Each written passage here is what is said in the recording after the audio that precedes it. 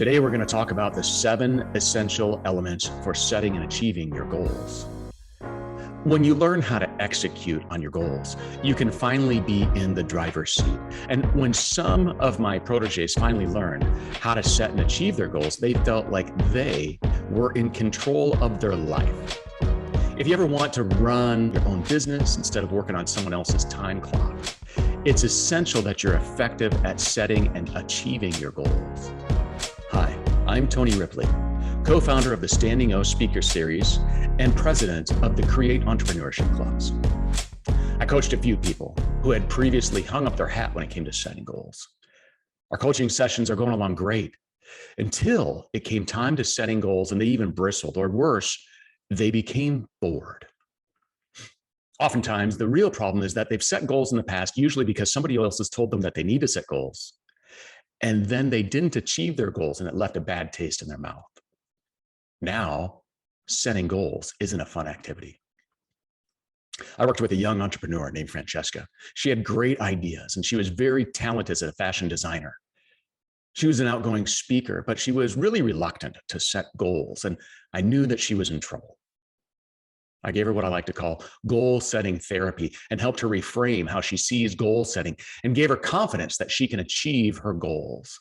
Then we went through a simple goal setting process that I'm going to share with you today. Now this talented young lady has far more confidence that she can achieve her incremental goals.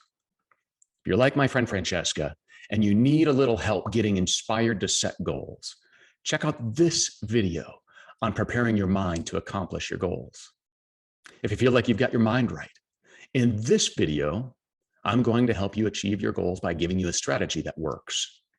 If you're watching this video as a freebie on YouTube, please like and subscribe so that others can benefit from the good free content. If you're watching this as a part of the on-demand course with the Standing O Speaker Series or with the Create Entrepreneurship Clubs, be sure to use the accompanying worksheets that help you along. Okay, let's play the intro and then we'll dive into the new strategy for achieving your goals.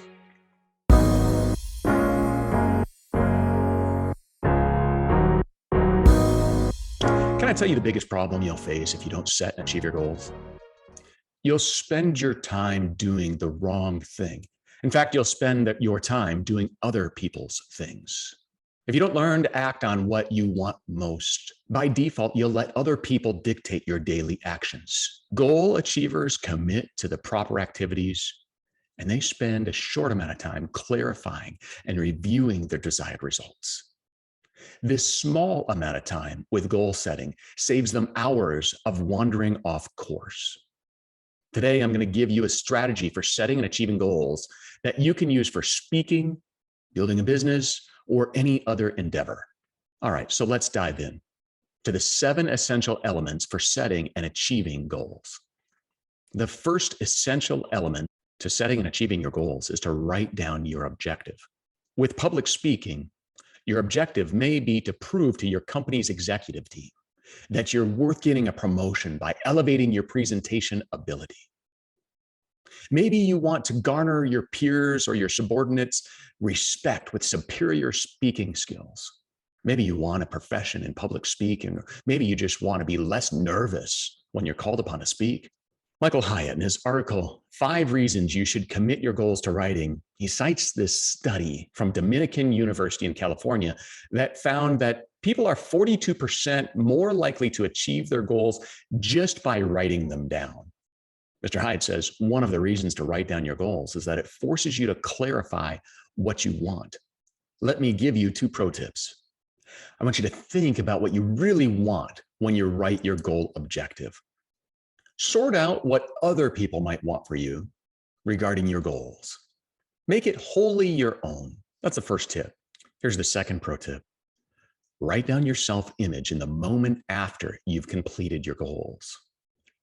Take some time and imagine what you're like when you're the person who's already accomplished your future goal. What are your behaviors like? Can you visualize your poise? You can never achieve a goal that is outside of your self-image. So write down your picture of yourself once you've accomplished your goal and recreate this image in your mind's eye often. What you'll be doing is training your subconscious to believe that this is the new image of you, the person that's already accomplished this goal, even though it's not going to happen until the future. Once you have this written down, it's time to move on to the second essential element for setting and achieving your goals. And that's to clarify your distinguishing results. Now, notice I use the word distinguishing result instead of your desired result. This is on purpose. See, desiring a goal can mess with your self-image, and it can even sabotage you achieving your goals. If that's kind of a confusing sentence, check out this video on goal setting and self-image to understand the importance of your self-image to your success. I use the word distinguishing results because I want you to be able to answer the question, what is the simple, clear-cut, yes or no instance that you'll know that you've accomplished your goal or not? Are you able to distinguish that? This may be after you've booked your first paid speaking gig. There's no maybe in this field. You've either got the gig or you don't. And you've either reached your goal or you haven't. Until you've booked that gig, it's one way or the other. Maybe your goal is your first break-even dollar after you count up all the debt and expenses of running your business. Whatever your distinguishing goal is, it has to be distinguishing, meaning that you've either made it or you haven't. All right, so if you're taking notes, we've covered some ideas on the objective and future self-image, and now we've discussed that you have to have a clear distinguishing result. The third essential element for setting and achieving your goal is to discover your purpose. Simon Sinek has become famous for coining the term start with why. And he's helped the world see that having a purpose is integral to how we communicate a message that might inspire others. Okay, purpose answers the question why. But when we're developing a purpose statement, it's important that it has some form of emotion or feeling behind it. Sometimes we're too logical and superficial with our why statements, and they don't motivate ourselves or anybody else. To get to the core of your why, I'd like to introduce you to an exercise that I call the 5 whys. Here's the idea. Ask yourself what you'd like to accomplish with your objective. Why would you like to accomplish it? Do you already have an answer? Let's just say that your answer is that you'd like to become a better speaker so that you could have an opportunity to speak at company functions. That's your why. Then you should ask yourself, why? Why do you want to speak at company functions? You may say that you want to speak at company functions because everyone you respect in the company has done a good job speaking to others. Why?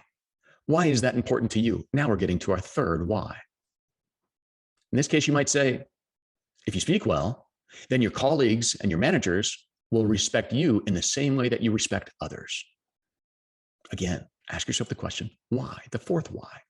Well, maybe they'll receive some value from your words and you'll make a difference for them in some way so that they're going to value you more.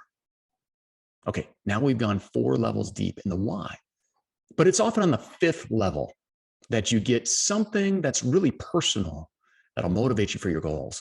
You don't necessarily need to dig deep into your psyche to become motivated. In fact, I've seen people work in this process and they've come up with just 2 or 3 whys that are below the second why that seems to be the one that motivates them. It's almost as if it is a tree that branches out by the roots, and the roots soaks up the nutrients of your whys to motivate you and make you blossom. What you're digging for isn't to find the deepest and the most emotional answer. You're looking for the answer that carries the most meaning for you. When you're digging and you find gold, you'll know it. The why will connect with you and it'll just feel right. Then you need to write that down. Would you believe that there was a famous person that was terrified to speak in front of groups? As a young lawyer, he had panic attacks that caused him to forget questions and he actually left the courtroom. Ultimately, however, it was in finding a purpose that was greater than his fear that helped Mahatma Gandhi overcome his fear of speaking. I know you're wondering, wait, Mahatma Gandhi was a lawyer? Yes, Gandhi had a purpose that was so big, nobody even knows or remembers that he was a lawyer in his past. Identify the meaning inside of you that will cause you to achieve your goals. Remind yourself of your purpose. Post it on your wall or your bathroom mirror. Be sure that your purpose aligns with your future identity. And when people ask you how you accomplished your goal, and they will, you can inspire them by saying you started with why. We're trucking along. Come on. The fourth essential element to setting and achieving your goals is to commit to your initiatives. Now, initiatives are the actions that you must take in order to accomplish your distinguishing results. To commit to your initiatives, you first must identify what you need to do, and then you have to form the habit of doing it. The late Albert Gray was a sought-after speaker, and he wrote this absolutely gem of a booklet that I've read at least 50 times. Most of the time, I'm reading and referencing these 20 pages with someone that I'm coaching to help them achieve their goals. I put a reference for the PDF form of this booklet in the link below. The premise of Mr. Gray's booklet, The Common Denominator of Success, is that successful people form the habit of doing the things that failures don't like to do. Let me say that again. Successful people form the habit of doing the things that failures don't like to do. What is it that successful speakers do that failures don't like to do? All of these things that we're going to build on with you with the Standing O Speakers course, these are the things that successful speakers do. When you work on things daily, you'll start to experience this compounding effect for your efforts. Now, let me give you an example. Sarah was one of the salespeople that I coached in my early career. She went to college to be a teacher. And selling wasn't her natural inclination, but she was teachable, and she committed on a certain number of calls that she would have to different prospects every single day. Now, Sarah started out slow, but week by week, her efforts built momentum, and her momentum had this compounding effect on her results. At the end of her first quarter, Sarah was one of the top rookies in sales, and she kept growing. How? She simply focused on maintaining habits to sell well. In the beginning, she worried about getting better. But when she was at her best, she trusted that by keeping up her work habits, the growth would take care of itself. And it did. One more thing about Sarah. Like most salespeople I've coached, she didn't have a linear ascent to growth. Instead, it was much more like an exponential curve. You see, skills tend to build upon each other. And when they come together, they have a multiplying effect, making an exponential curve instead of a linear one. Therefore, you've got to trust the process that you're working towards. Do you trust that if you put in the work, doing the right things, that you'll have the right outcome? Let me give you one more pro tip about initiatives. I want to add a caveat to this, and the wisdom to this philosophy is as old as recorded history. I want you to take one day out of every week and do as Stephen Covey calls sharpening the saw. Covey says that a lumberjack should take time from sawing down trees to sharpen his saw so that his time will be more effective while he's cutting. You should sharpen your saw one day per week. And instead of working on your initiatives, I want you to refocus on your whys. Maybe this is a good time to write in a journal and reflect on the things that have gone right or the things that have gone wrong and what you can change. Take a little more time, just one day a week, to create the self-image in your mind's eye of the future person you're going to be after you accomplish your goals. And let yourself feel how it's going to feel after you get what you've pictured. This is going to refresh you for the up and coming week. Got that? Okay, we're on to the fifth. The fifth essential element to setting and achieving your goals is checking your progress with benchmarks. You can't improve upon that which you don't measure. So it's important that you have regular measurements. Now, if your goal has anything to do with skill development, just like Sarah, don't expect a linear correlation between the time that you put in and the growth that you see. Again, your growth may start small and then it'll compound in the end. But you've got to stick with your reps all the way through. So the question is, what results should I look for, especially if my results will show an exponential curve? How can I measure that in incremental measurements? Remember, your distinguishing result is a yes or no answer. So you can't measure this as a matter of a benchmark. Instead, measure a yes or no on completing the initiatives that will lead to your distinguishing results. If you're watching this as part of the Standing O Speakers or Create Entrepreneurship curriculum, you might want to accomplish one module or one task every day. 6 weeks is about the threshold that I can hold a focus on a task without getting bored or slipping out of my consistency. After 4 or 6 weeks, you re-clarify your goals. After a month, pick your head up to see where your progress is and see if there's anything you need to adjust. Make any minor adjustments, then refocus yourself on your purpose and put your head down again. We're coming to the final stretch. If you're still with me and taking notes, we're on the 5th essential element for setting and accomplishing your goals. You have to have curious questions. This is one of my favorites. People waste tons of time and energy when they write goals down and they don't accomplish them because they end up getting bored. Curiosity is the key ingredient in goal setting that makes your goals unforgettable and inspiring so that they never get old.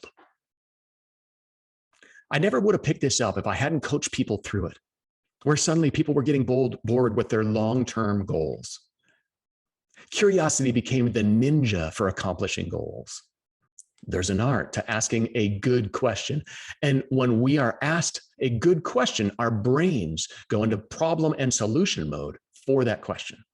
Here's a few questions that are posted on my wall that I ask myself regularly in the first quarter of 2022. How will you assume the role of the person you want to become today? I ask myself that, and then my subconscious mind comes up with creative solutions. I ask myself, what's the right next step? How will it feel to finish my labor of love? What do I have to say that others need to hear? What wisdom, knowledge, skill, and character attributes can I share that will help others be their best selves? Can you see how these questions give me a problem to solve that makes achieving my goals interesting? So write down some curious questions that's going to give your brain a good nut to crack, and it's going to keep your head in the game. All right, we're getting to the end of the video. And if you haven't yet, please like and subscribe. Feel like you've gotten anything out of this, please pay it forward by liking and subscribing to this channel. It'll make a difference for other people to be able to see this great work. So here's the 7th and final essential element to setting and achieving your goals. You need to recruit and train a supporting cast. Pamoja, pamoja. This is an African phrase that means together, together. They say it twice because it means together, together. We need to have it in a group. There's another African proverb that says, if you want to go fast, go alone. If you want to go far, go together. Make someone your teammate and tell them what you need. Whether that's a word of encouragement or a swift kick in the pants, be accountable to yourself and someone else. I want you to think of it like your supporting cast are the people that you'd thank at the Emmys for helping you achieve your goals. Some people will give you expertise at just the right time. Other people might work hard helping you in the beginning of the journey to help you launch, and then they'll fall away, kind of like a booster rocket on a space shuttle. Can you find someone that will believe that you're bigger than your current self-image? Imagine yourself looking in the mirror in the eyes of that person every day and growing into that person's view of you, knowing who you can become. That's powerful. Don't get too hung up on who your supporting cast will be. Remember, they're just supporting. You can hire these volunteers and you can gently let them go if it's not working out. Just don't be too prideful to get help along the way. Certainly, if you're using the on-demand classes, you've got some experts on your side, but it's also important to have some people who can walk with you through the grind. There you have it. The 7 essential elements of setting and achieving your goals. If you like this video, please like and subscribe so that others can have a chance to learn about setting and achieving goals too. If you're seeing this process through the on-demand courses, please see the supporting PDFs and Google Docs to work on your goals. Until next time, good luck.